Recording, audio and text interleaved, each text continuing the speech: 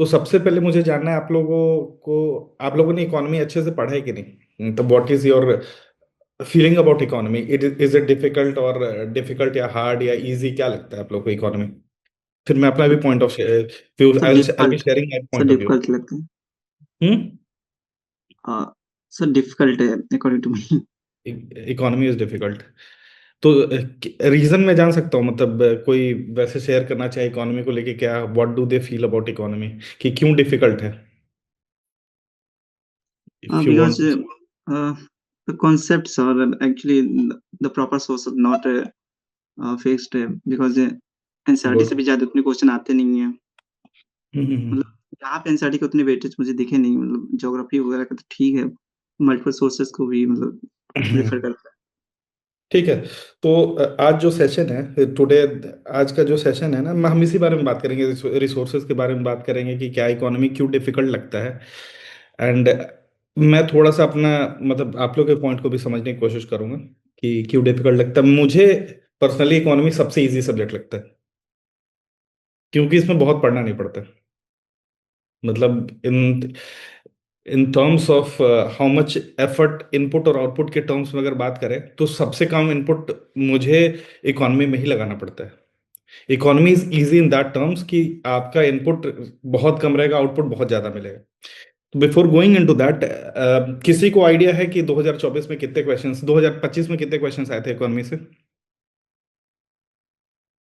2025 में, मतलब एक average. Sir, so around 18 to 20 forty questions. No no no 16 to 17 I think. ठीक है, देखो ये ना, स्लाइड को आप लोग देख पा रहे होगे। ठीक है, स्लाइड को आप लोग देख पा रहे होगे। सबसे पहले स्लाइड पे ना, ये 2015 से 24 तक का डिस्ट्रीब्यूशन है, और it has been divided into easy, medium and difficult.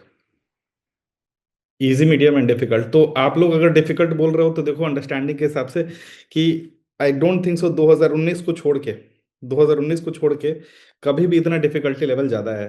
दो तीन चार ऐसे ही डिफिकल्टी लेवल के क्वेश्चन है। ऑल द क्वेश्चंस दैट, जो डिफिकल्टी, मतलब इकोनॉमी में majority of the question are from medium और मॉडरेट लेवल ऑफ डिफिकल्टी। बहुत ज्यादा डिफिकल्ट क्वेश्चंस नहीं आते हैं। ठीक है। तो अपने मन में सबसे पहला जो चीज है, वो और निकाल के फेंक दो कि इकोनॉमी डिफिकल्ट है। रिसोर्सेज सबसे कम पड़ने हैं इसमें। अब देखो एवरेज क्या है, मतलब 2015 में 21 क्वेश्चन, 23 क्वेश्चन, 25 क्वेश्चन, 20 क्वेश्चन, तो एवरेज अगर देखोगे तो 17, 18, 20 के अराउंड बनता है। और बुक्स कितने पढ़ने हैं? बुक्स कितने पढ़ने हैं? बुक्स हमें सिर्फ दो पढ़ना होता है, सिर्फ दो बुक पढ़ना है। ये मतलब ऐसे जो कोई बहुत डिफिकल्टी नहीं है। अब एक चीज और बताता हूँ, जैसे ये 20, 21, 23, 25 क्वेश्चन आपको दिख रहे हैं जो, इसमें 70% ऑफ द क्वेश्चन सिर्फ तीन टॉपिक से आ रहा है। 70% ऑफ द क्वेश्चन सिर्फ तीन टॉपिक से आ रहा है, you have to understand this. अब मैं वो 70% क्वेश्चन के बारे में बात करने वाला हूँ कि किससे आ रहा है। ओवर पूरे सेशन में क्या बात करने वाला हूँ उसको पहले एक बार ब्रीफली आप लोगों को एक्सप्लेन कर देता हूँ। आज का डिस्कशन का एजेंडा है कि रिसोर्सेज क्या फॉलो करना है सबसे पहले इकोनॉमी के लिए। क्वेश्चन का जो डोमिनेंस है किस पार्ट से सबसे ज्यादा आता है, डोमिनेंस किस पार्ट से सबसे अधिक है। तीसरा सबसे इंपॉर्टेंट, कि हम किस तरह के क्वेश्चंस एक्सपेक्ट करते हैं, किस तरह के क्वेश्चंस को एक्सपेक्ट करते हैं। ठीक है। तो सबसे पहले बिफोर, जैसे मैंने बोला कि हम सबसे पहले टॉपिक्स को देख लेते हैं, किस टॉपिक से सबसे अधिक क्वेश्चंस आ रहे हैं। ठीक, मतलब वैसे तो क्वेश्चन आ रहे हैं, तो किस टॉपिक से। देखो ये जो चार्ट दिख रहा है, आप लोग को चार्ट दिख रहा है, क्लियर है विजुअल? देखो सबसे अधिक क्वेश्चन किससे आया है, टॉपिक से, एक्सटर्नल सेक्टर से। External sector is has dominated the paper. अब अराउंड जो, ये जो मेरा अंडरस्टैंडिंग है, ये अराउंड, मतलब हम, मुझे लगता है कि 100, 150 क्वेश्चन के करीब होगा। तो 42 क्वेश्चन इससे आया है। उसके बाद देखो दूसरा जो 20 क्वेश्चन जो आपका है, ये आया है fiscal policy and government budgeting से। Fiscal policy and government budgeting से। ठीक है। External sector, fiscal. अब एक्सटर्नल पहले मैं वैसे बताऊंगा कि एक्सटर्नल सेक्टर क्या है, ये सब सारी चीजें थोड़ा थोड़ा बता दूंगा। वैसा नहीं है कि मैं बस अभी टॉपिक्स बता रहा हूँ, I am just telling you the topics कि किससे ज्यादा डोमिनेट करता है पेपर के अंदर। तो आपको जैसे आप पढ़ते हो, रिसोर्सेज पे आप ध्यान देते हो, तो किस पे ध्यान दोगे ये बस समझाना चाह रहा हूँ। चैप्टर्स के पॉइंट ऑफ व्यू से चैप्टर्स भी टिक करवा दूंगा। अब देखो इन्फ्लेशन, एक जो बहुत इंपॉर्टेंट है तीसरा, banking and banking regulation. Banking and banking regulation हर साल आपको किसी ना किसी तरीके से दिखेगा ये। इसके अलावा ये नेशनल इनकम अकाउंटिंग हो गया, मनी सप्लाई हो गया, ये सारी जो चीजें हैं ये बहुत ज्यादा डोमिनेट करता है पेपर के अंदर, मनी सप्लाई। अब देखो ये इधर जो देखोगे तो दिस ये जो रेड में दिया हुआ है ना, ये सारे जो चैप्टर्स हैं, पीडीएफ आप लोग को मिल जाएगा, पीडीएफ आप लोग को मिल जाएगा। ये जो रेड में चैप्टर्स दिए हैं ना, this is from macro economy, introduction to macro economy. अभी इंट्रोडक्शन टू मैक्रो इकोनॉमी आपका जो बुक है ना, introduction to macro economy, class twelfth की इकोनॉमी की बुक है। क्लास ट्वेल्थ में दो इकोनॉमी की बुक पढ़नी पड़ती है हमें, एक होता है इंट्रोडक्शन टू माइक्रो इकोनॉमिक्स, एक होता है introduction to macro economy. Micro economics से क्वेश्चंस बहुत कम आते हैं, मतलब समझ लो ना के बराबर आते हैं, ना के बराबर, एक दो क्वेश्चन आएगा, वो आप वहां सॉल्व कर लोगे, अगर थोड़ा सा ये सब भी कॉन्सेप्ट क्लियर रहेंगे तो आप सॉल्व कर लोगे। इंट्रोडक्शन टू मैक्रो इकोनॉमी, इससे ये रेड वाला पार्ट आया हुआ है। इधर जो दिख रहा है ना आपको ये पीला वाला, this is Indian economy. Indian economy and development जो है, जो बुक है, वो क्लास 11 की इकोनॉमी की बुक है। क्लास 11th की इकोनॉमी की जो बुक है, इंडियन इकोनॉमिक डेवलपमेंट, उस ये उससे आया हुआ है। इससे जो क्वेश्चन आ रहा है बहुत छोटे छोटे और बहुत मतलब, क्योंकि ये बहुत करंट अफेयर बेस्ड भी पूछ लेते हैं ये, इसमें कॉन्सेप्चुअल कम, बहुत करंट अफेयर, जैसे स्कीम्स पूछ लेंगे आपसे, जैसे ये आप देखो एग्रीकल्चर दिया हुआ है तो सबसे अधिक इसमें एग्रीकल्चर के क्वेश्चन है। ठीक है, एग्रीकल्चर में भी कौन सा पार्ट ज्यादा डोमिनेट करता है, तो दो पार्ट सबसे अधिक डोमिनेट करता है, इसको ब्रॉडली लिख लो एकदम अभी से। एक होता है एग्रीकल्चर प्राइसिंग, एग्रीकल्चर टैक्सेशन और एग्रीकल्चर ट्रेड। तीन ही टॉपिक एग्रीकल्चर में इकोनॉमी में बहुत ज्यादा डोमिनेट करता है। अब प्राइसिंग जो है, प्राइसिंग उसको हम एमएसपी के टर्म्स में समझना है हमें। एमएसपी बार बार बार बार बार बार आया हुआ है। ठीक है, जैसे इनफैक्ट ये एमएसपी का कैलकुलेशन कैसे होता है, एमएसपी का calculation minimum support price, MSP is minimum support price, MSP is minimum support price, इसमें इसका कैलकुलेशन हम कैसे करते हैं, how do we calculate it. ठीक है, इसमें कौन से क्रॉप्स आते हैं, आई थिंक 2023 में ना उन्होंने नाइजर क्रॉप डाल दिया था। आप लोग, क्योंकि आप लोगों को 23-24 पता नहीं है, in fact they have asked sugar cane also. कौन सी बॉडी कौन सी बॉडी एमएसपी को कैलकुलेट करती है, किसके बोलने पे एमएसपी आ रहा है, समझ गए नहीं, ये भी पूछ लिया क्वेश्चन।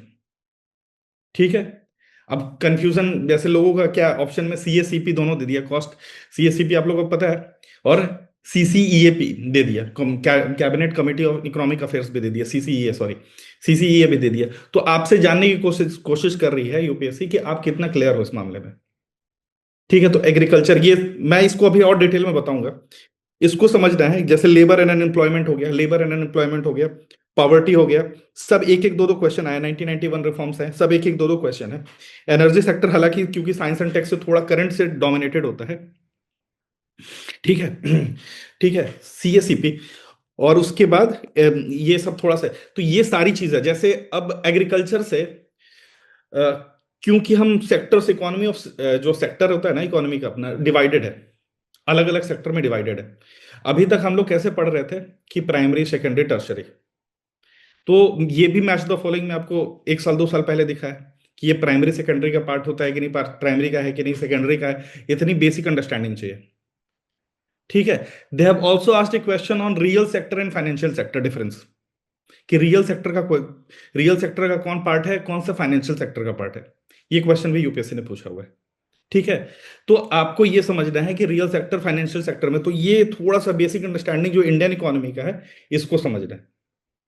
ठीक है, और बाकी फाइनेंशियल मार्केट और ये जो है ये अगेन फाइनेंशियल मार्केट भी हमारे मैक्रो इकोनॉमी का पार्ट है। अब इधर हमको देखना है कि स्कीम्स कैसे याद करने हैं, स्कीम्स के क्वेश्चन किस टाइप से आ रहे हैं, जैसे एम्प्लॉयमेंट का बहुत बार डोमिनेट किया है, जैसे कौशल मानधन, पता नहीं क्या क्या, श्रम योगी मानधन, ये जितने भी एग्जाम है, कौशल विकास योजना, और आपको जितने भी एम्प्लॉयमेंट वाले हैं ना, इसको बहुत ही ध्यान से देखना है, मतलब कि आप स्कीम अगर पूछ रहे हैं वो, तो दो पार्ट से सबसे अधिक स्कीम पूछा है यूपीएससी ने, एक इकोनॉमी वाले स्कीम्स में भी एम्प्लॉयमेंट वाले स्कीम्स बहुत पूछा है। जैसे में रिकॉग्निशन ऑफ प्रायर लर्निंग किसमें है, पूछा है question, recognition of prior learning, तो स्कीम्स के अंदर जाके जो सबसे बेसिक होगा उससे भी क्वेश्चन पूछा हुआ है। ठीक है, ठीक है, तो we have to understand this कि अगर आप लोग स्कीम्स के डॉक्यूमेंट पढ़ते हो तो इकोनॉमी वाले पार्ट को थोड़ा सा, और इकोनॉमी में भी एम्प्लॉयमेंट वाले पार्ट को अच्छे से पढ़ के रखोगे, और नैरो कर दिया मैंने। एम्प्लॉयमेंट वाले पार्ट को रखोगे, क्योंकि हर साल क्वेश्चन इकोनॉमी के एम्प्लॉयमेंट वाले पार्ट से स्कीम वाले क्वेश्चन आ रहे हैं। ठीक है। मेंस के लिए भी बहुत इंपॉर्टेंट है, क्योंकि लेबर प्रोडक्टिविटी और जॉबलेस ग्रोथ, अनएम्प्लॉयमेंट, एम्प्लॉयमेंट बहुत अलग अलग तरीके से पूछता है, तो मेंस के लिए भी बहुत इंपॉर्टेंट होता है। तो आप लोग जो पढ़ोगे that will help you in mains in some way or other way. Again coming back to this, अब देखो ये चैप्टर्स है जो इंडियन इकोनॉमी और डेवलपमेंट के बारे में बात कर रहे हैं। इंडियन इकोनॉमी और डेवलपमेंट में चैप्टर्स है जो कि पढ़ना है। अब देखो जो सबसे पहला चैप्टर जो दिया हुआ है अपने सिलेबस, इसमें ये क्लास 11th की बुक है, क्लास 11th बुक है। इसमें जो इंडियन इकोनॉमी 1947 से 1990, इन्होंने दो पार्ट में डिवाइड कर दिया कि लिबरलाइजेशन के पहले, मतलब एलपीजी के पहले, रिफॉर्म्स के पहले, न्यू इकोनॉमिक रिफॉर्म्स के पहले 1947 से 1990 का क्या हाल था। ठीक है। अब जनरल क्या है, ये अंडरस्टैंडिंग है कि हमारा इकोनॉमी किस तरीके से था, कि हम एग्रीकल्चर में कैसे थे, कैजुअल वर्कर कैसे था, इनफॉर्मेलिटी कैसा था, ये सारी चीजें दिया हुआ है। जैसे आप देखोगे एग्रीकल्चर, इंडस्ट्रियल, फॉरेन ट्रेड, सबके बारे में दिया हुआ है। ये अंडरस्टैंडिंग के लिए बहुत इंपॉर्टेंट है, इकोनॉमी में बहुत इंपॉर्टेंट है। ये बुक वैसे मेंस के लिए भी बहुत ज्यादा इंपॉर्टेंट है, मतलब अगर आप मेंस की तैयारी करते हो तो this is the sole book that you have to read for mains. Macro economy वाली बुक उतने काम नहीं आएगी जितना ये बुक काम आएगा, लेकिन प्री के बेस बनाने के लिए आपको ये पढ़ना है। अब मैं बताता हूं, जैसे मैं अब इकोनॉमिक रिफॉर्म सिंस 1991, अब ये अगर देखोगे तो ये सारी जो क्वेश्चन, छोटे मोटे जो क्वेश्चन आए हुए हैं ना, ये इस वाले पार्ट से आया हुआ है बहुत ज्यादा। ठीक है। इकोनॉमिक रिफॉर्म सिंस 1991, इस तरह का क्वेश्चन जो क्योंकि अब मैं आपको जो सजेस्ट करूंगा कि एनसीईआरटी की जो भी बुक पढ़ोगे ना, जो भी बुक पढ़ते हो, वह वेबसाइट से डाउनलोड करके पढ़ना इकोनॉमी वाली, क्योंकि अपडेटेड होता है। अब इस तरह का क्वेश्चन जो है कि steadily growth of some sector, steady growth of this, steady growth of this, ये ना दो जगह से पूछता है। एक तो ये आपके बुक से पूछ रहा है, दूसरा इकोनॉमिक सर्वे से पूछ रहा है। ठीक है। इकोनॉमिक सर्वे में भी अगर देखोगे तो इकोनॉमिक, क्योंकि हमें इकोनॉमिक सर्वे इसको इसके साथ लेके पढ़ना होता है। इकोनॉमिक सर्वे पूरा पूरा नहीं पढ़ोगे आप, उसका समरी वगैरह कहीं से मिल जाता है तो वो पढ़ते हैं। अब समरी में जो चीजें अंडरस्टैंडिंग है ना, इससे जब तक कोरिलेट नहीं करोगे आपको समझ नहीं आने वाला है, बिल्कुल भी नहीं समझ में आएगा। तो you need to have this understanding to understand survey in a better way. अब मैं सर्वे के भी कुछ क्वेश्चंस जैसे अभी जो डिस्कस करूंगा तो मैं बताऊंगा कि क्यों, कैसे क्वेश्चन सर्वे से पूछा है उन्होंने। I give you an understanding. तो ये तीन तो आपको पढ़ना ही पढ़ना है। इसके अलावा ये भी डेफिनेशन बेस्ड क्वेश्चन जो है ना, कि ह्यूमन कैपिटल क्या है, फिजिकल कैपिटल क्या है, और ये सब भी क्वेश्चन यूपीएससी ने बहुत बार बार पूछा है। हालांकि ये ह्यूमन ज्योग्राफी का भी पार्ट है, बट इससे भी क्वेश्चन यहां से डायरेक्टली डेफिनेशन बेस्ड बॉक्सेस से यूपीएससी ने क्वेश्चन पूछा हुआ है। ठीक है। अब देखो, एजुकेशन सेक्टर फ्यूचर प्रोस्पेक्ट्स, अभी रूरल डेवलपमेंट में एग्रीकल्चर के बारे में दिया हुआ है। आप अगर देखोगे तो एग्रीकल्चर ट्रेड, एग्रीकल्चर मार्केटिंग, इसके बारे में ज्यादा दिया हुआ है। ठीक है। एग्रीकल्चर ट्रेड, एग्रीकल्चर मार्केटिंग, अगर आप देखोगे एग्रीकल्चर मार्केट सिस्टम है, डाइवर्सिफिकेशन और प्रोडक्टिव एक्टिविटी, जो अलाइड वाली जो चीजें है ना, वो दिया हुआ है इधर। ठीक है। तो वो पढ़ना है थोड़ा सा। अब ये देखो, जो मैं एम्प्लॉयमेंट के बारे में बात कर रहा था, अगर स्कीम्स को समझना है, जैसे कैसे है कि ग्रोथ कैसे हुआ, इन्फॉर्मलाइजेशन क्या हुआ, अदर इश्यूज क्या हुआ, मीन्स के लिए बहुत इंपॉर्टेंट है। However you need to understand कि इससे भी एक दो क्वेश्चन स्कीम्स के फॉर्म में पूछा है, डायरेक्टली भी पूछा है। ठीक है। जैसे में 2021 का क्वेश्चन था, all casual workers will get pension, pension का बेनिफिट मिलता है कि नहीं सारे कैजुअल वर्कर्स को। इस तरह का क्वेश्चन, स्टेटमेंट वाले क्वेश्चन ना 2021 में पूछा है। तो they have asked question from employment also in some way or other वे, तो उसको थोड़ा सा क्लैरिटी रखना है। बाकी ये छोड़ सकते हो, छोड़ सकते हो, 7th चैप्टर छोड़ सकते हो, इट्स नॉट, इन्वायरमेंट से रिलेटेड है। एंड ये भी जो ये जो खास कर ये gross domestic product sector indicators human development, और इसको बहुत अच्छे से याद रखना। ये जो लास्ट में ग्लॉसरी दिया हुआ है ना, ग्लॉसरी सब देख लेना, ग्लॉसरी बहुत अच्छे से देख लेना। ठीक है। अब आगे बढ़ते हैं। इस दूसरा बुक जो मैं बता रहा था बहुत इंपॉर्टेंट है पढ़ने के पॉइंट ऑफ व्यू से, उसको समझना है। गवर्नमेंट बजटिंग से इस साल कितने क्वेश्चन आए थे? फिजिकल डेफिसिट डायरेक्ट निकालने के लिए पूछा था। हाँ। अब उसमें अच्छा। चार ऑप्शन जो दिए हुए थे, वो प्राइमरी डेफिसिट, रेवेन्यू डेफिसिट, इसका क्वेश्चन दिया हुआ था ना। अब यस आपको सर। समझ नहीं आएगा ना बजटिंग, तो आप नहीं कर पाओगे। ये देखो सब, यहां पर जो पहला चैप्टर है, हालांकि आपको मैक्रो इकोनॉमिक में नेशनल इनकम, मतलब आए दिन जीडीपी, जीएनपी आए दिन पूछते रहता है। कि ये होगा तो क्या होगा, जीडीपी में ये होगा तो क्या होगा। अभी मैं क्वेश्चन लेके आऊँ, मैं डिस्कस करने वाला हूँ। However you have to understand this कि जीडीपी वाला पार्ट बहुत इंपॉर्टेंट है, मनी एंड बैंकिंग बहुत इंपॉर्टेंट है।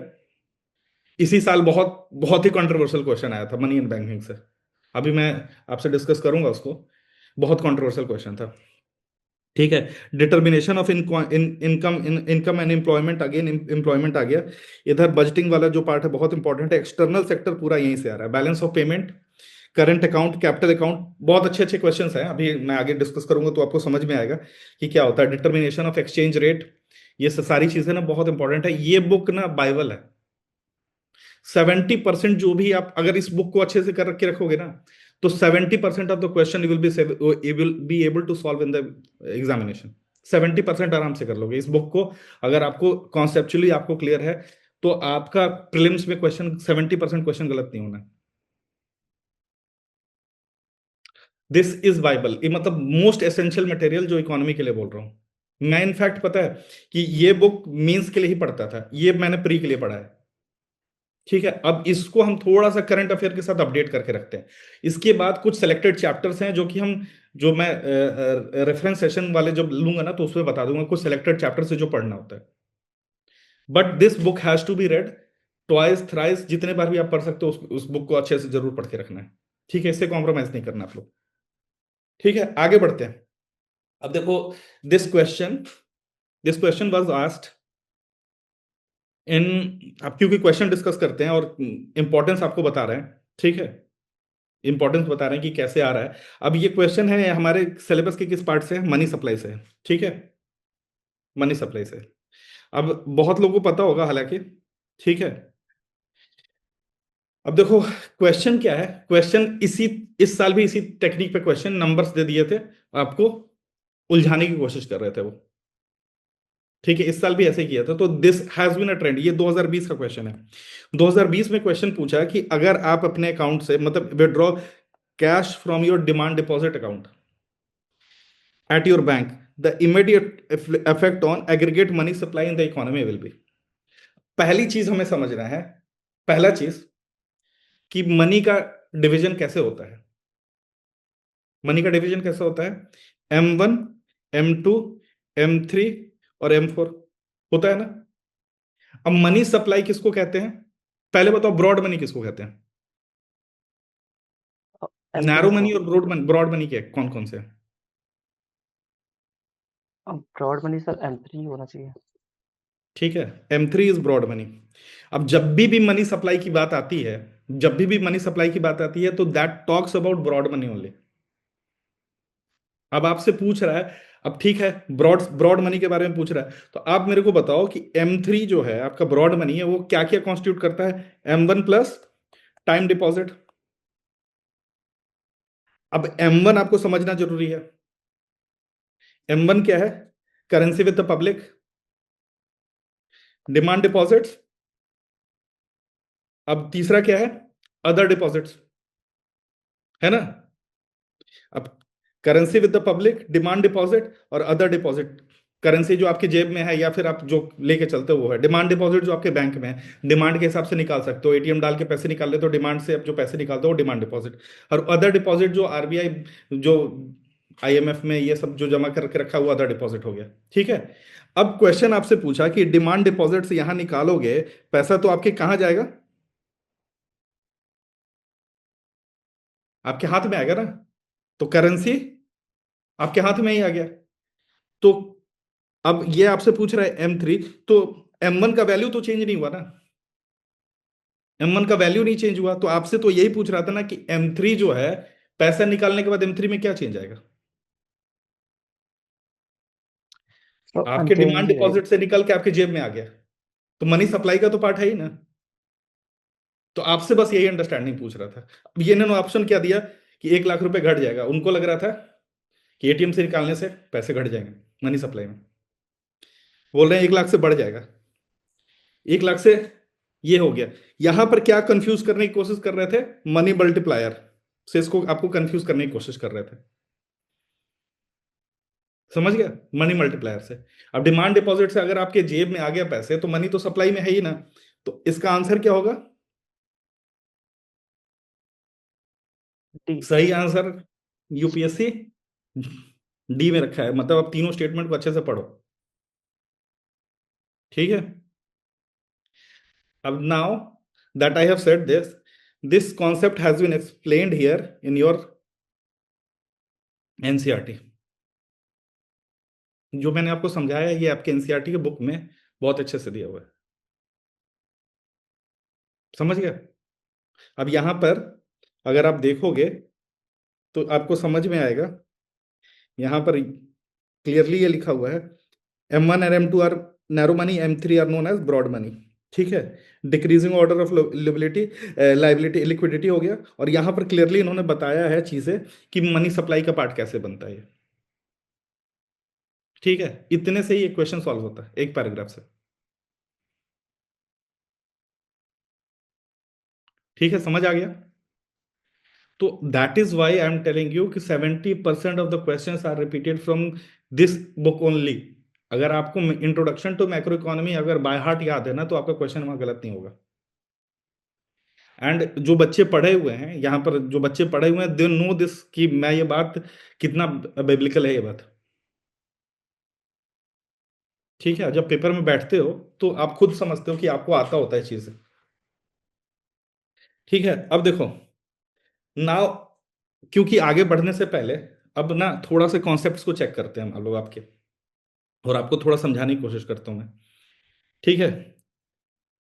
ये क्वेश्चन कब का है पहले ये बताओ।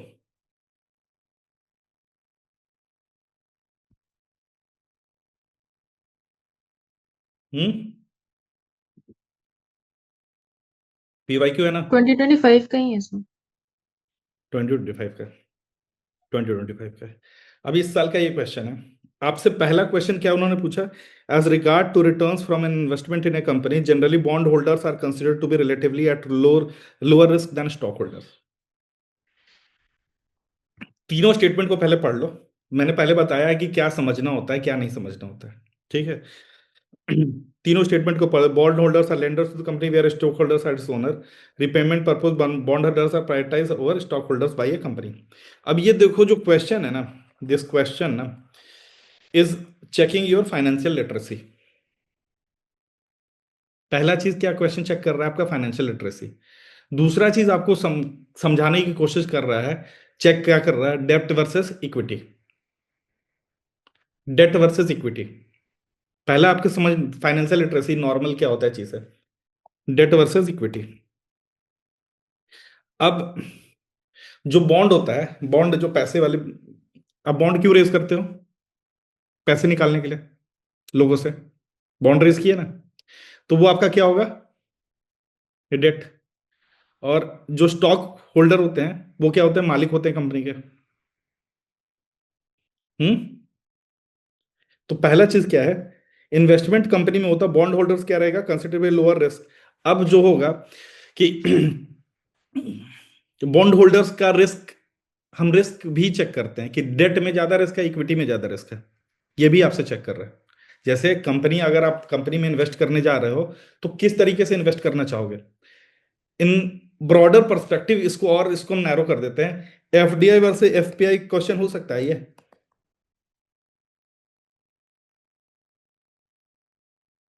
FDI versus FPI.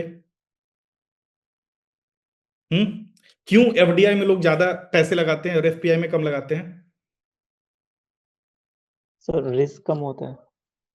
समझ गए? तो क्वेश्चन यस। आपका क्या चेक कर रहा है, और रिस्क वाला पार्ट भी चेक कर रहा है कि आपका रिस्क का अंडरस्टैंडिंग कितना है कि नहीं।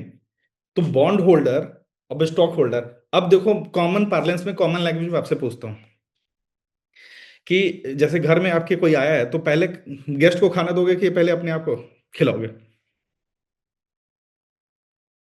गेस्ट का सर। गेस्ट को खिलाओगे ना, कि मतलब अपना खा के बैठ के जो बचा वो दे दोगे आप गेस्ट को? तो बॉन्ड होल्डर्स कौन है, गेस्ट हैं। स्टॉक होल्डर्स ओनर्स हैं। समझ गए? तो ऑब्वियसली जब भी पैसा लौटाना होगा तो किसका लौटाएंगे पहले, किसका लौटाओगे पहले? समझ गए? बॉन्ड होल्डर्स का पैसा पहले लौटाओगे आप। तो अंडरस्टैंडिंग पे बहुत ये सिंपल अंडरस्टैंडिंग पे क्वेश्चन था। अब जाहिर सी बात है बॉन्ड होल्डर्स, आप मतलब जब भी बॉन्ड होल्डर्स को क्यों करेंगे, क्योंकि जब चाहोगे आप ले सकते हो, ठीक है कि नहीं, रिटर्न हाई रहता है, रिस्क कम रहता है, वैसे चीज देखते हो ना। तो ये सारी चीजें आपको समझने की कोशिश कर रहा है कि lenders to the company, stock holders are owners, ये मैंने आपको समझा दिया। तीसरा मैंने क्या समझाया, प्रायोरिटाइज क्यों होगा स्टॉक होल्डर्स को बाय ए कंपनी, गेस्ट वाला कॉन्सेप्ट मैंने दिया है कि नहीं। आपसे आप किस पैसा लगाए हैं आपके यहाँ पे, तो आप बोलोगे ना पहले तुम लेके जाओ भाई, जो बचेगा तब इक्विटी उसके हिसाब से वैल्यूएशन होके बटेगा, है कि नहीं। आप समझ गए कि कैसे, कितना जनरल अंडरस्टैंडिंग पे क्वेश्चन है ये। तो थोड़ा सा इसको पढ़ना है, समझना है कि इसको हम सॉल्व कैसे करने वाले हैं। अब इसको ब्रॉडर हम इस पर्सपेक्टिव में भी देख सकते हैं, डेट वर्सेस इक्विटी कॉन्सेप्ट में भी देख सकते हैं। इस अब ये मैं आपको ये समझाने की कोशिश कर रहा हूं कि जो थीम है, this theme is being repeated again and again in the paper in some way or the other way. समझ गए, ये थीम बार बार रिपीट हो रहा है। अब जैसे अगले क्वेश्चन को हम देखते हैं। ये क्वेश्चन क्या है, ये कौन से साल का क्वेश्चन है, 24 का है। यस किस सर, चीज से ट्वेंटी ट्वेंटी रिलेटेड है फोर क्वेश्चन ये, जो अभी मैं बात कर रहा था उससे है। हम्म। Yes sir. अब देखो ये क्वेश्चन किस चीज से रिलेटेड है, सॉवरेन डेट। गलत बोला सही बोला मैंने। अब इसको सबसे पहले मैं आपसे एक एक्सरसाइज अभी करवाना चाहता हूं, आप मेरे को बताओ कि इसको पॉलिटी से लिंक कर लोगे।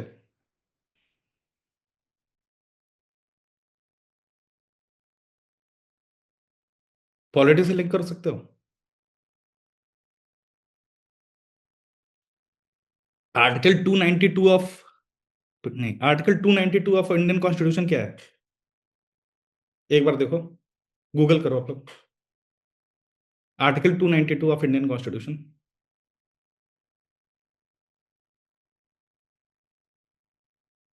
फटाफट फटाफट, लेट नहीं करना है। Sir, it empowers the government of India to borrow money from foreign countries on Consolidated Fund of India's guarantee. तो गारंटी क्या होगा, CFI, Bond. Sorry, guarantee. CFI. हाँ, सीएफआई की बोल रहे CFI. कि हम लौटा सकते हैं, है ना। हम्म, यहाँ क्या लिखा हुआ है,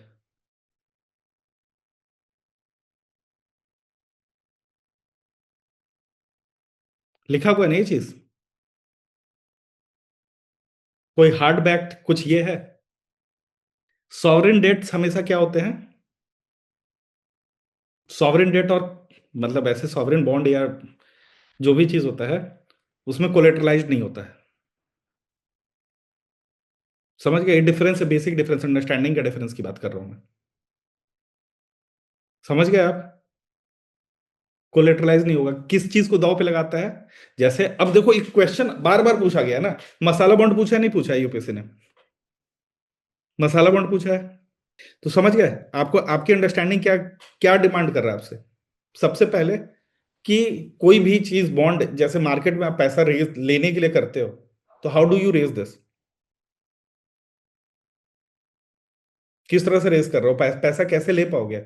और पैसा जब लेने जाते हो, अगर स्टेट लेने जा रही है, तो how does it do this, क्या लगाता है अपने दाव पे, मतलब कोलेटरल क्या लगा रहा है।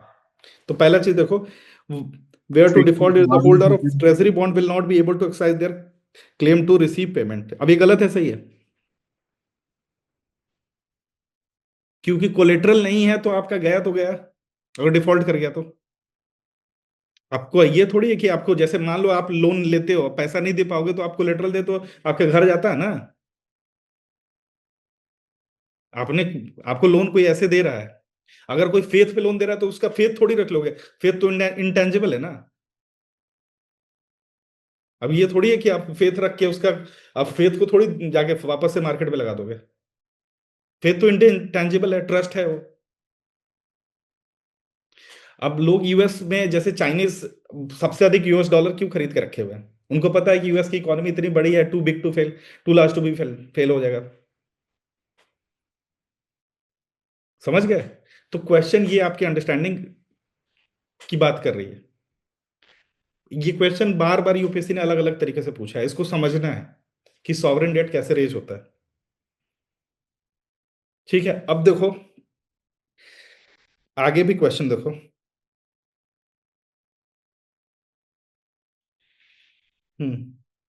ये देखो क्वेश्चन, दिख रहा है आपको? ये कौन से साल का है?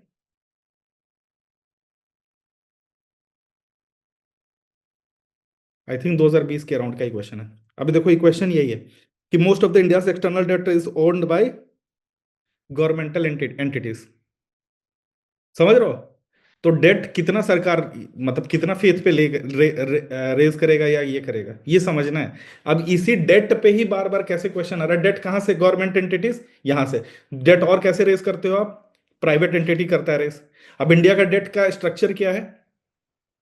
एक होता है डोमेस्टिक हो गया और एक हो गया ये। तो आपको ये डेट वाला पूरा स्ट्रक्चर समझना है, ये बार बार यूपीएससी पूछ रही है। समझ गए? लॉन्ग टर्म डेट ज्यादा है, शॉर्ट टर्म डेट ज्यादा है।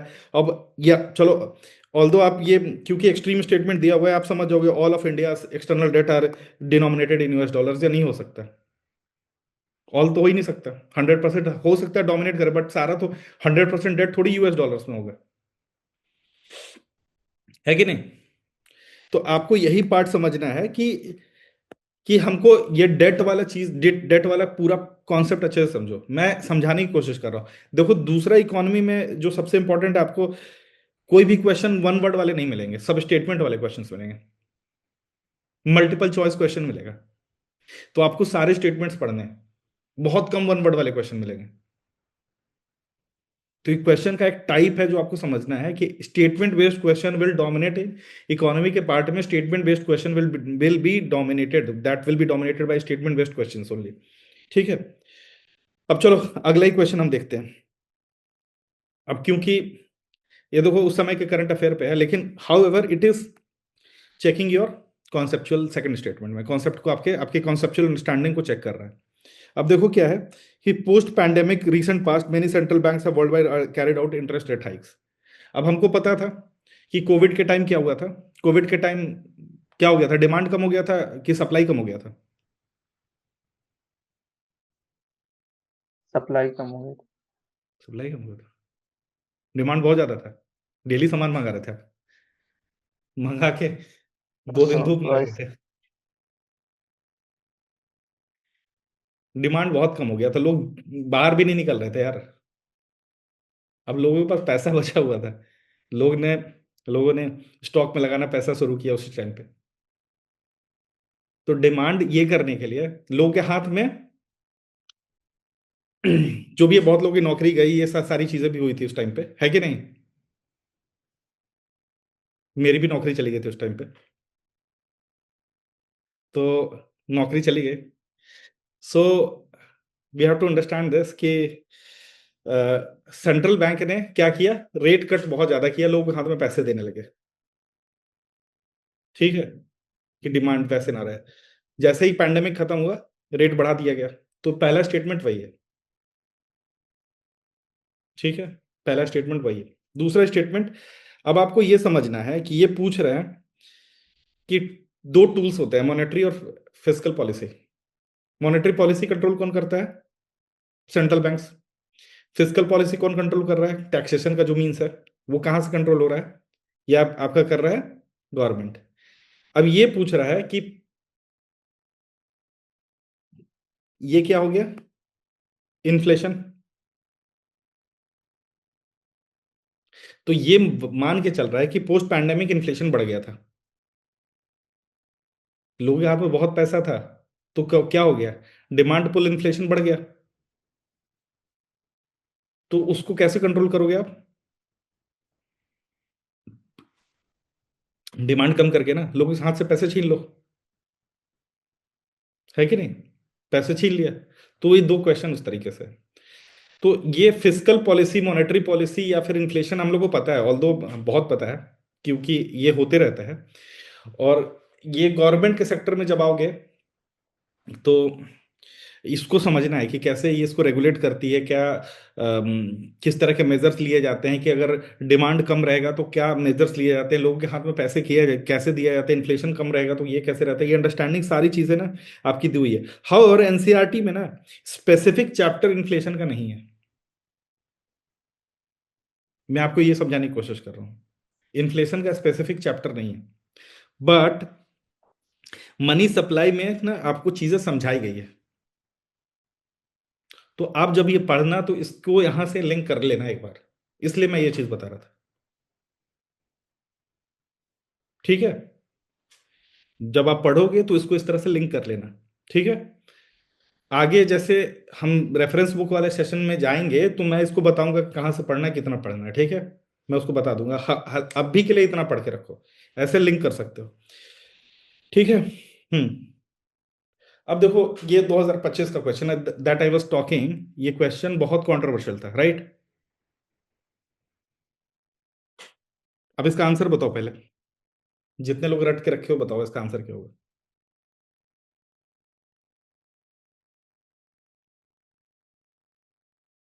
चलो, आप लोग के लिए सिंप्लीफाई कर दो, ए ऑप्शन होगा या डी ऑप्शन होगा?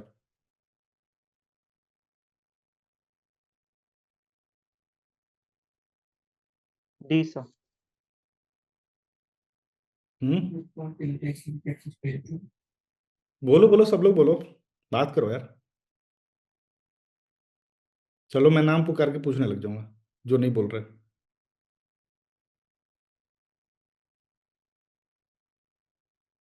डी।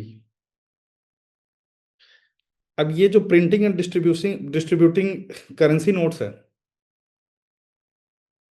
आप इसको सही बोल रहे हो मतलब? इससे पैसा आ रहा है, सोर्सेज ऑफ इनकम की बात कर रही है यू, याद रखना। अब देखो, सोर्सेज ऑफ इनकम की बात कर रही है कि इससे पैसा आ रहा है। अब आप मेरे को बताओ कि आरबीआई में कहीं पर आपने पढ़ा है इशुएंस, ये पावर है आरबीआई का, प्रिंटिंग पावर है, डिस्ट्रीब्यूशन पावर है। आरबीआई प्रिंट करती है पैसे।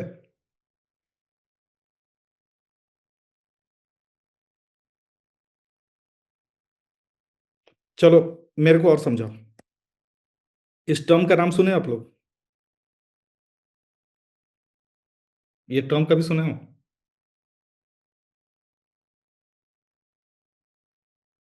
चलो, वैभव सर ही ला रहा है, वैभव बताएगा। सर, जो नेट प्रॉफिट होता है नोट्स या करेंसीज आरबीआई जो बनाती है, मतलब उसको बनाने में जो इनपुट लगता है, लागत लगता है, और फिर जो उनकी वैल्यू होता है, तो उनके बीच का जो प्रॉफिट मिलता है उससे आरबीआई को एंड में वही अच्छा, सेम चलो, राइट। अब इसको और करते हैं। एनसीईआरटी में दिया हुआ है ये 500 रुपए का जो नोट आरबीआई छाप रही है, उसमें कितना खर्चा लग रहा है? 2 रुपए के करीब। अब ये जो बनाने में लग रहा है और जो इसका वैल्यूएशन है, इससे जो कमा रही है, जैसे किसी के पास जमा कर रहा है या कमा रहा है या डिस्ट्रीब्यूट कर रहा है कमा रहा है, उस चीज को क्या बोलोगे? सिग्नोग्राज। ठीक है। अब देखो, ये क्वेश्चन बहुत सारे कोचिंग की ने, मेरा मानना है कि इसका आंसर डी होना चाहिए। मेरा मानना है इसका आंसर डी होना चाहिए। अब मैं उसको बता रहा हूँ आंसर क्या। क्योंकि आरबीआई का ना होली ओन्ड सब्सिडरी है, वो इसको प्रिंट करती है। आरबीआई की होली ओन्ड आरबीआई नहीं करता, आरबीआई का होली ओन्ड सब्सिडरी है, वो एक्सपेंडिचर में जाता है। और डिस्ट्रीब्यूट भी आरबीआई अपने बैंक्स के में ना जो चेस्ट होता है ना उसमें करता है। And how do I know this? क्योंकि मेरी लाइब्रेरी जहां मैं पढ़ता था ना, वहीं पर चेस्ट था आरबीआई का। तो ऑब्जर्वेशनली आई आई अंडरस्टूड कि ये आरबीआई द्वारा ही करता है। बट बैंक्स में ना, बैंक्स जैसे वो पंजाब नेशनल बैंक था, बट वो चेस्ट जो था आरबीआई का था। तो बैंक्स में जो पैसे जमा करता है, तो distribution is also done by RBI only. ठीक है। अब आरबीआई के अंदर एक डिपार्टमेंट है, department of currency distribution, I think so, department of currency है बेसिकली। ठीक है, आरबीआई का डिपार्टमेंट जो कि काम कर रहा है होली ओन सब्सिडरी से। फिर उसके बाद मुझे लगा कि चलो एक बार देख लेते हैं, क्योंकि पावर्स में ना सिर्फ इशुएंस लिखा हुआ है, प्रिंटिंग और डिस्ट्रीब्यूशन कहीं नहीं लिखा हुआ है। When I went to this RBI का एनुअल जो फाइनेंशियल स्टेटमेंट होता है, वहां जाके देखा मैंने, प्रिंटिंग वाला कॉस्ट दिया हुआ है कि कितना खर्चा लगा उसका, और डिस्ट्रीब्यूशन वाला भी दिया हुआ है। ठीक है, इसका आंसर इसीलिए मैं मानता हूं कि डी होना चाहिए। ठीक है, बाकी आंसर आप लोगों को पता है, क्योंकि बॉन्ड्स के बारे में मैं बात कर रहा था अभी। ठीक है, सेलिंग फॉरेंसी करेंसी आपको पता है कि हम फॉरेन करेंसी सेल करता है, ये दो तो आपको पता ही था। कंफ्यूज करने के लिए इन्होंने पांचवा भी डाल रखा था, और स्पेसिफिक होकर डाला है प्रिंटिंग एंड डिस्ट्रीब्यूटिंग। ठीक है, तो ये टर्म ये आपकी बुक में दिया हुआ है, ग्लॉसरी में, जो मैं ग्लॉसरी पढ़ने के लिए बोल रहा था ना, ये दिया हुआ है, मेंशन्ड है। ठीक है, तो वहां से आप लोग कर सकते हो। तो अंडरस्टैंडिंग के लिए ये समझना है कि हमको इसको करना है, समझना है। ठीक है, इसीलिए मैं बोल रहा था बहुत कंट्रोवर्शियल क्वेश्चन है।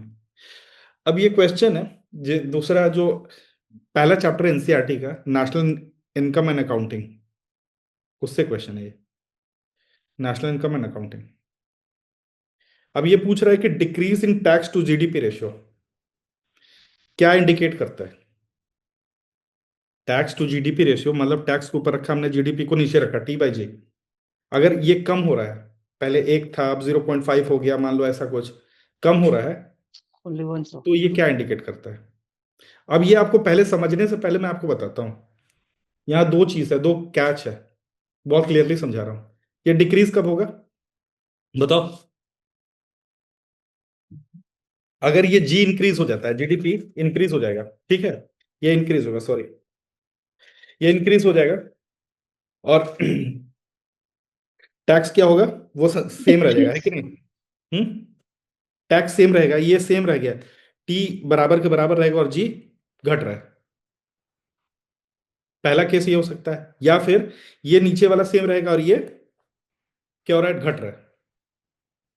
तभी होगा ना ये दोनों, टैक्स टू जीडीपी रेशियो कम हो जाएगा। अब जनरली ऐसे होता है, जनरल अंडरस्टैंडिंग ये है कि जीडीपी घटेगा नहीं, बहुत कम, रेयर होता है, खासकर इंडिया के केस में, कि 2 पॉइंट बहुत अचानक से नीचे चला गया। समझ रहे हो। तो आपका घटेगा क्यों, क्यों होगा, ये बढ़ेगा, ये सेम रहेगा, या फिर ये कम होने लग गया।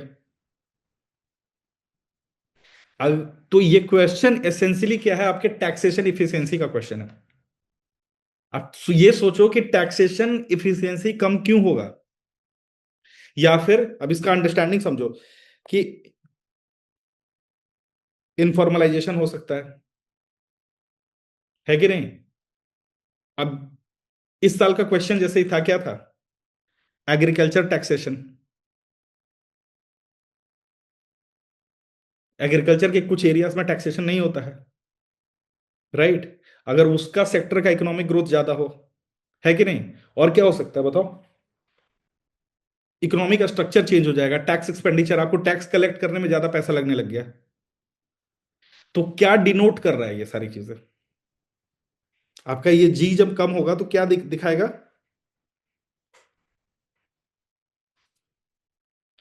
हम्म Slowing economic इकोनॉमिक्स क्या growth, like दिखाएगा some. बताओ।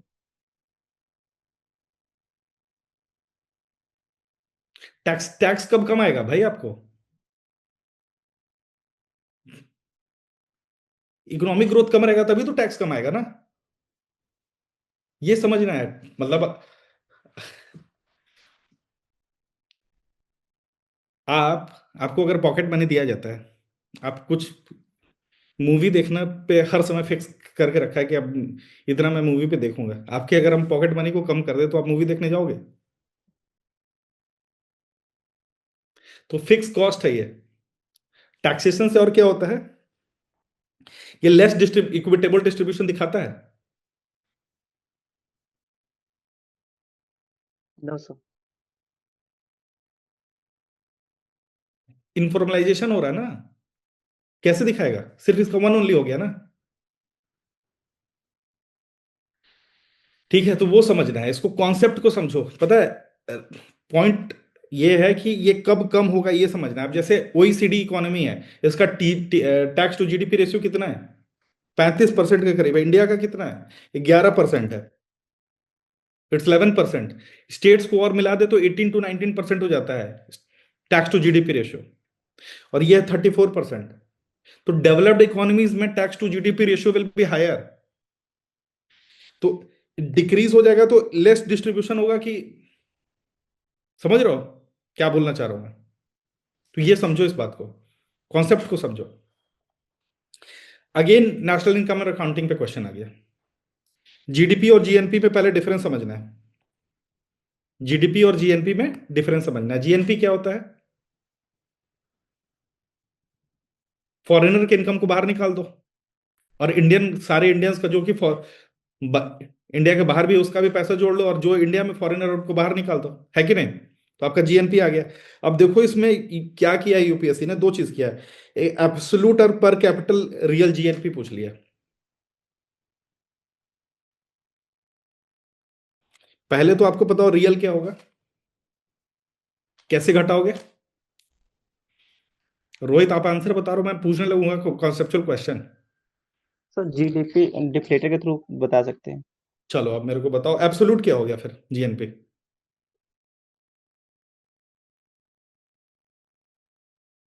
तो कॉन्सेप्ट को समझो, डोंट मगअप आंसर्स। कोई पॉइंट नहीं है आंसर मगअप करने का। ये बोल रहा है कि एब्सोल्यूट और पर कैपिटल रियल जीएनपी। पर कैपिटल हमको पता है ना कि पर कैपिटल क्या होता है, पॉपुलेशन से डिवाइड कर दिए तो हमें पता चल जाएगा। Do not connote higher level of economic development. कब नहीं higher level of economic development बताएगा? कब? जब आपका पॉवर्टी ज्यादा होगा। क्योंकि बाकी सब कोई भी क्वालिटेटिव इसकी बात ही नहीं कर रहा है, जीएनपी थोड़ा क्वालिटेटिव बात कर रहा है ना। अब रियल में जब हम और कर देते हैं तो और क्वालिटेटिव हो जाता है वो, ठीक है? अब इंडिया की बात कर रहा है जीएनपी, पहले तो आपको ये समझना है इंडिया इंडिया के बात कर रहा है। अब इंडियंस में आपने डिफ्लेटर से हटा दिया। अब ये बताओ कि industrial output fails to keep pace with agriculture output. ये सिर्फ नैरो चीज बता रहा है, पूरे इकोनॉमी का नहीं बता रहा है। दूसरा ऑप्शन क्या? Agriculture output fails to keep pace with industrial output. अभी भी किया नहीं ना, सर्विस को इंक्लूड किया, पूरे पॉपुलेशन की बात की, इंप्रूव, ये क्या? बैलेंस ऑफ पेमेंट, ठीक है, या फिर may be current account deficit, जो भी चीज है जिसकी भी बात कर रहा है। लेकिन सबसे कंप्रिहेंसिवली कि जीएनपी ये कब कनोट नहीं करेगा डेवलपमेंट। अब यहां पर ये जो टर्म है इकोनॉमिक डेवलपमेंट और ग्रोथ में डिफरेंस है ना, आपको ये समझना है डेवलपमेंट क्या होता है, क्वालिटेटिव टर्म है। अब ये आपसे पूछ रहा है कि डेवलपमेंट इकोनॉमिक ग्रोथ नहीं लिखा हुआ है क्वेश्चन में, ये ध्यान रखना है। इकोनॉमिक डेवलपमेंट कब, ये कब ट्रांसलेट नहीं होगा? ये एक्चुअली आपसे इंक्लूसिव ग्रोथ ही पूछ रहा है।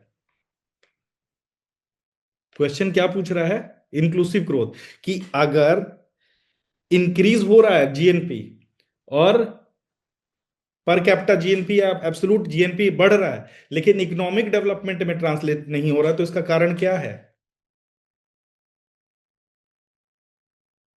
समझ गया? इंक्लूसिव ग्रोथ कब नहीं होगा? जब लोग बहुत ज्यादा इनकम इनइक्वालिटी बहुत हाई होगा।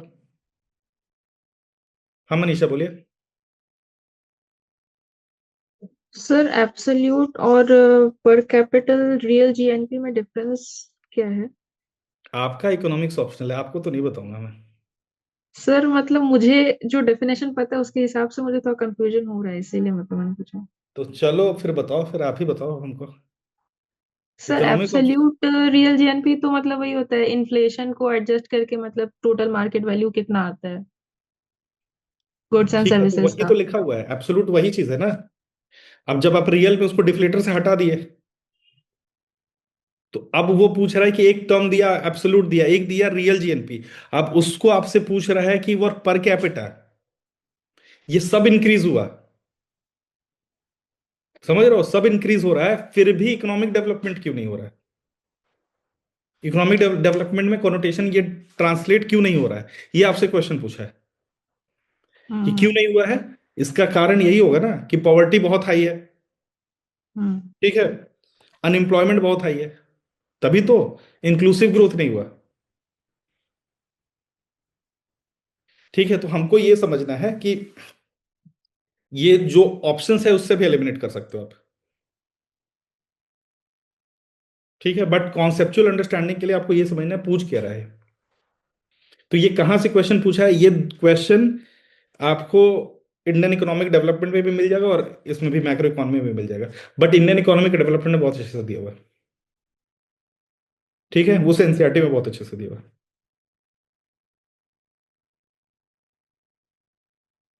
कब आया, कब का क्वेश्चन है ये? 2021। अब आपसे क्वेश्चन ये पूछा उन्होंने, आई थिंक 22 का है ना, 22 का है। रियल सेक्टर और दूसरा कौन सा सेक्टर होता है? Financial sector.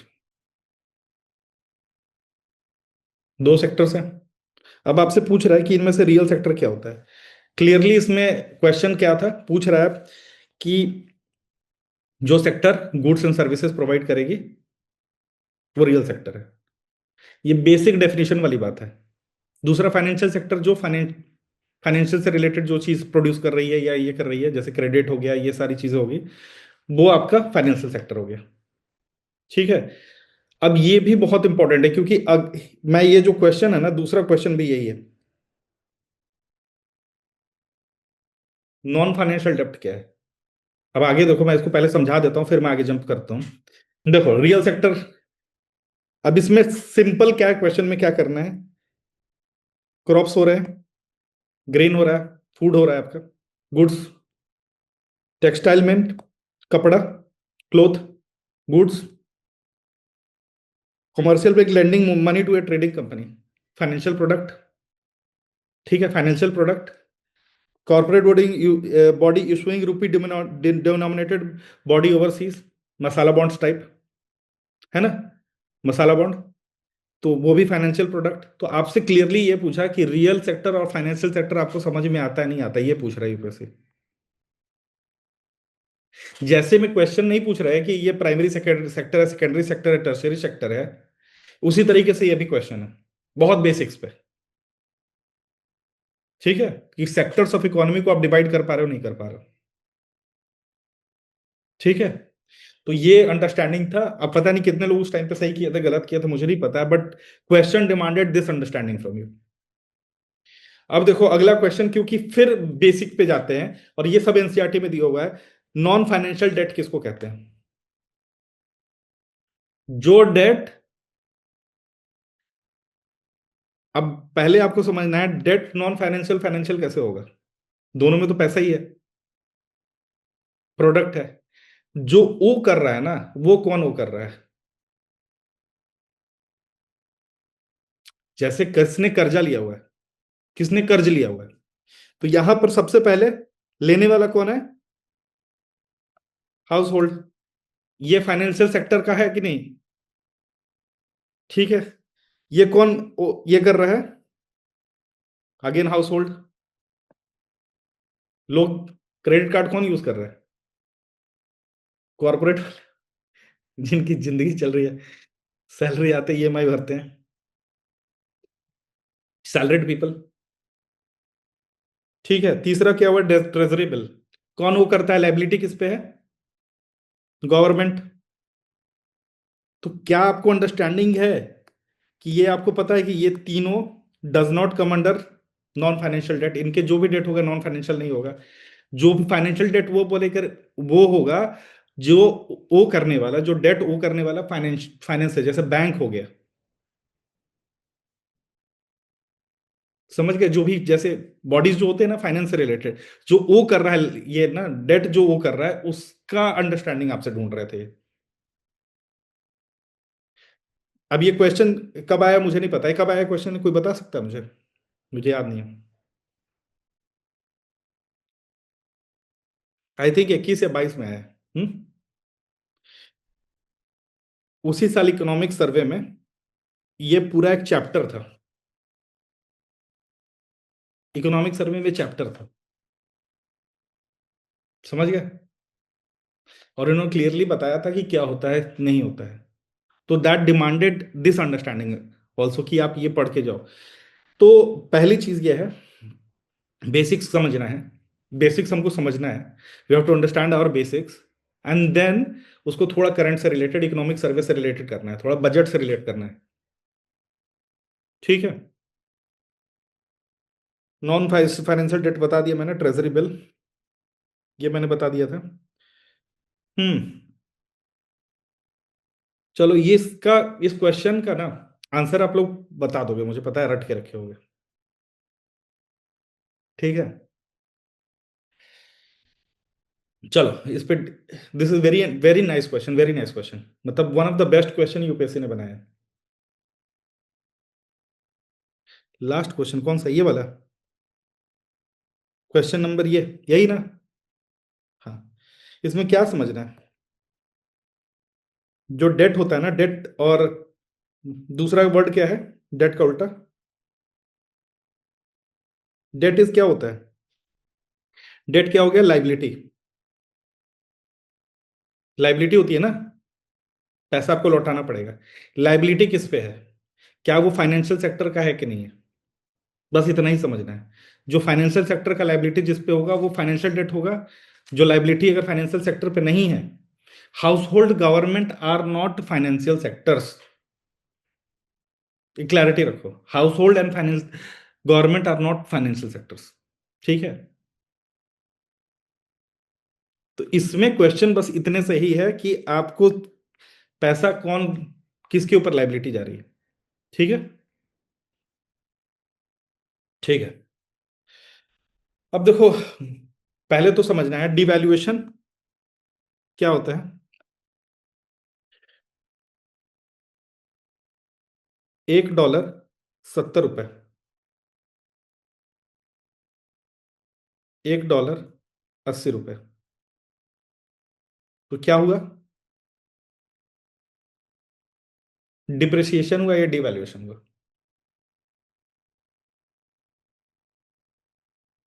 डेप्रिसिएशन हुआ, महंगा होगी, मतलब हमें ज्यादा पैसे पे करने पड़ेंगे $1 के लिए। तो डिप्रिसिएशन हुआ, डिवैल्यूएशन नहीं हुआ।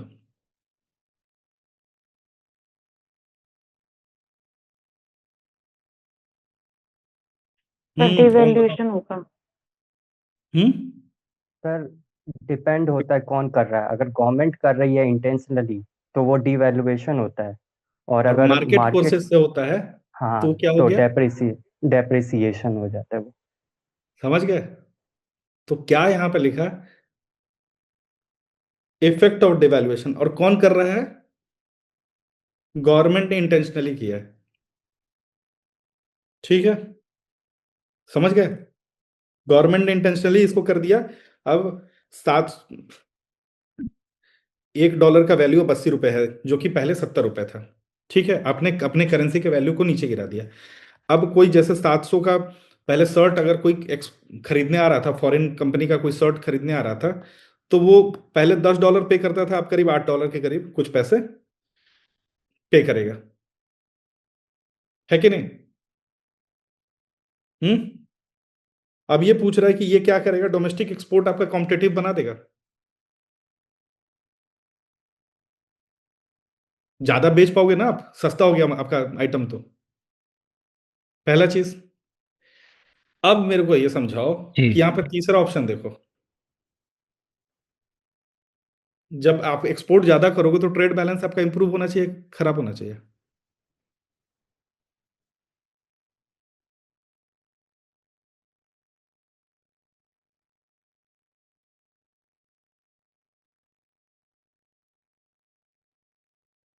ज्यादा एक्सपोर्ट करोगे तो ट्रेड बैलेंस कैसे, किसके फेवर में होना चाहिए? बट सर इंपोर्ट भी तो है, इंपोर्ट को भी तो कंसीडर करना होगा कि तो कैसे मैं तो ये पूछ रहा एक्सपोर्ट हूँ, भी। एक्सपोर्ट, एक्सपोर्ट की बात कर अगर, रहा हूँ।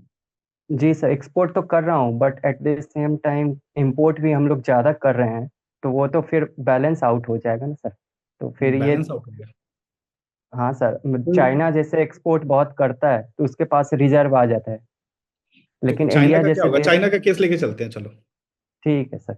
चाइना का केस है, वो करेंसी को डिवैल्यूएशन करती है, और क्योंकि वो मैन्युफैक्चरिंग हब है तो वो ज़्यादा एक्सपोर्ट करती है और इंपोर्ट कम करती है। तो एक्सपोर्ट ज़्यादा करने की वजह से उसके पास एडिशनल रिजर्व आ जाता है। तो जो तो इसका बीओपी आंसर उसका चाइना वाले केस का तो आंसर ही नहीं दिया यहाँ पे। इंडिया को कंसीडर करके चलेंगे तो सर ये नहीं फिर होगा इंडिया को क्यों ऑप्शन। कंसिडर लिखा आपके क्वेश्चन में इंडिया कहीं? अज्यूम सर किया जाए। अज्यूम नहीं करना है, यहाँ पर क्वेश्चन में ये टर्म दिया हुआ है। अच्छा, नेसेसरी, ओके सर।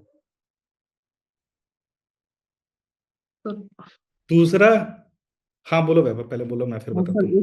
एक चीज ऐसे ऐड करूंगा सर। वो इम्पोर्ट वाला तो फिर भी एक्सटेंडेड रीजन हुआ। एक और चीज है कि जितने से हमने पैसा बढ़ाया लेट से एज ए गवर्नमेंट, क्या हमारा मतलब ट्रेड भी, मतलब एक्सपोर्ट भी उस हिसाब से बढ़ रहा है, उस परसेंटेज से बढ़ रहा है? वो भी तो है ना, मतलब वो भी चीज हमें देखो देखनी यही चीज पड़ेगी। मैं समझाने की कोशिश कर रहा हूँ आप लोगों को। उसमें टाइम ठीक है, लगेगा, वो तुरंत तो होने वाली है नहीं। हाँ ये यहाँ पर जो फैक्टर जो पूछने की कोशिश कर रहे थे ना, अगर ये 1 और 3 ऑप्शन रहता ना तो सारे लोग गलत करके आते इसको, क्योंकि ऑप्शन यूपीएससी ने डिफिकल्ट नहीं बनाया है, तो आप लोगों ने सही कर दिया है। देखो मार्केट शेयर की बात हो रही है, लेकिन however I want to explain this कि लॉन्ग रन में ही ये सक्सेसफुल हो सकता है, it will not happen in short run. इसको मतलब आई डोंट नो कि आप लोगों ने कितने लोगों ने पढ़ा होगा, जे कर्व इसको कहते हैं, जे कर्व कहते हैं। ठीक है, लॉन्ग रन में ही it will improve, short run में नहीं हुआ। दूसरा यही है, जैसे नॉन एसेंशियल इंपोर्ट्स, जैसे कैसे नॉन एसेंशियल इंपोर्ट्स हो गया, ऑयल हो गया, तो ऑयल जो इंडिया जैसे मान लो खरीद रहा है बहुत ज्यादा, तो ऑयल तो बहुत कॉस्टली हो गया, हम इतना ज्यादा ले रहे हैं, हमारे कैड का पार्ट हो गया गोल्ड, शादी ब्याह इतना ज्यादा इंडिया में हो रहा है, मांग रहे लड़के वाले इतने, इतना सोना चाहिए, है कि नहीं? कहां से आ रहा है? इंडिया तो गोल्ड है नहीं ना जितना। ठीक है, जितने high high net worth individual है सब मर्सिडीज और बीएमडब्ल्यू गाड़ियों से घूम रहे हैं आजकल। मैं देख रहा हूँ कि बहुत लोग, मतलब मेरे शहर में डिफेंडर बहुत सारे आ गए। इंडिया तो बना रही नहीं है, तो हम क्या, कहाँ से आ रहा है ये? इम्पोर्ट। तो इम्पोर्ट हो रहा है तो क्या हो रहा है? आपका ट्रेड बैलेंस क्या होगा? इंप्रूव होगा। तो आपके नॉन एसेंशियल भी बहुत ज्यादा मैटर करता है ट्रेड बैलेंस में। Again this question is from BOP. ठीक है, BOP plus exchange rate, conceptual question है ये, आपके एनसीईआरटी से दिया हुआ डायरेक्टली। लेकिन क्वेश्चन यूपीएससी जो बनाया है, किससे बनाया है? नेसेसरी, नेसेसरली यहां पर कीवर्ड है। ठीक है, तो नेसेसरी मतलब ये हो ही जाएगा, ये चीज तो हो जाएगा, इसमें तो कोई डाउट नहीं है। कॉम्पिटिटिवनेस है, क्योंकि वो थोड़ा सा भी कॉम्पिटिटिव हो जाओगे तो हो जाएगा, हो गया कि पहले, समझ रहे हो ना? एफटीएस क्यों साइन करते हैं हम लोग? आज इंडिया यूए का एफटीए साइन हुआ ना, क्यों साइन कर रहे हैं? कॉस्ट कम करने के लिए, डिवैल्यूएशन का ऑल्टरनेटिव है ना।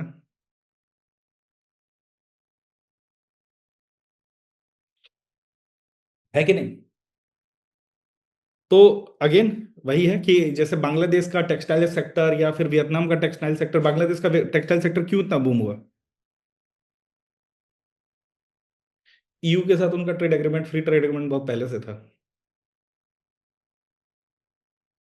सारे कपड़े जो जा रहे हैं वहां पे, जो जारा पहन के घूम रहे हो, सब मेड इन बांग्लादेश, सब पे लिखा रहता है मेड इन बांग्लादेश। मेरा दोस्त वहां से लाया मेरे लिए टोपी, मैंने देखा मेड इन बांग्लादेश, मैंने बोला वेस्ट बंगाल में मिल जाता हो तो उतना दूर क्यों गया? ठीक है, तो we have to understand this type of questions also, कि हम इसको कैसे करना है। अच्छा ठीक है, तो this was the session guys, कि इसको हम कर रहे हैं। अगले सेशन में वी विल बी डूइंग, इसको पार्ट्स में डिवाइड कर देते हैं, इसको पार्ट्स में डिवाइड कर लेंगे। व्हाट वी विल डू कि 30 30 क्वेश्चन, 30 30 क्वेश्चन 30 क्वेश्चन हम इंपॉर्टेंट जो सेक्टर्स है ना इसके, जो इसको क्या बोलते हैं, मैं आ जाता हूँ इस पे।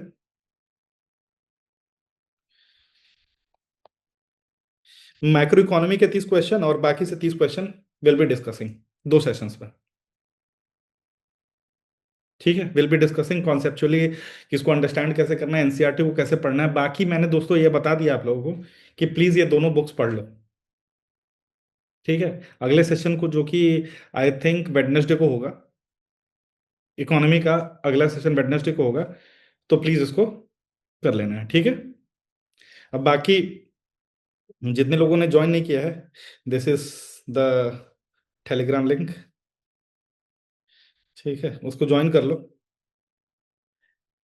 टेलीग्राम को। जिसने रजिस्टर नहीं किया प्लीज इस पर रजिस्टर कर लीजिएगा फर्दर सेशंस के इंफॉर्मेशन के लिए।